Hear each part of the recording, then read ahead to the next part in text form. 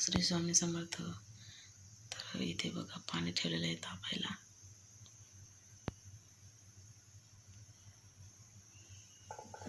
मुलं लवकर शाळा आहे 7 वाजता. तर सकाळी 5:30लाच उठते बघा मी.